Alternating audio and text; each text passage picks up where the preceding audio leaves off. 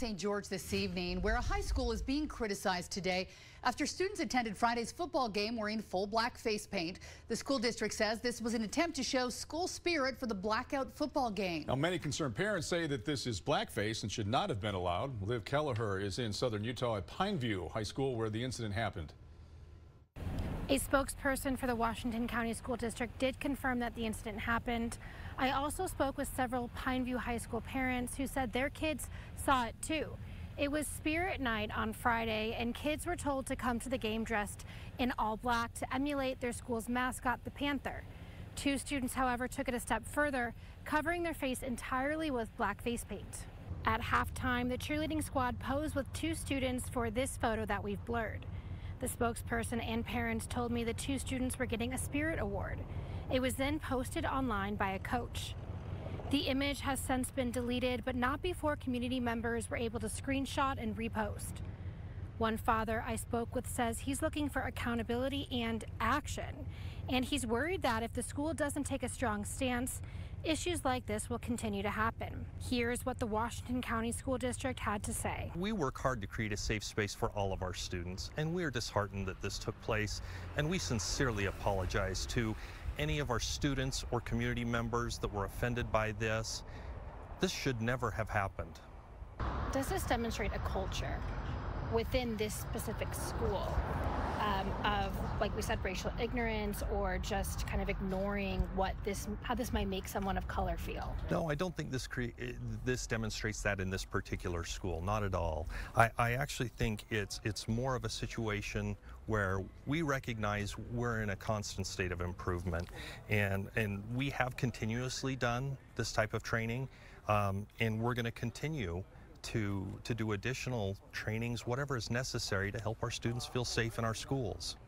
Another parent told me that this is not an isolated incident, and she is aware of other similar issues dating back to 2015.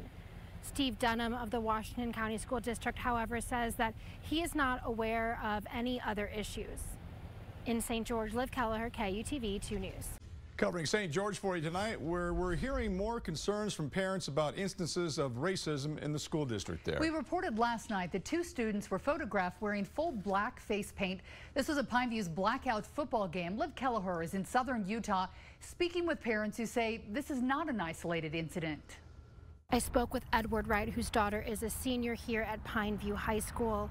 He said he won't pass judgment on the character of the students in question, but that he's disturbed an adult didn't step in sooner. I'm a firm believer, if my daughter's old enough to experience racism, your kid is old enough to learn about it.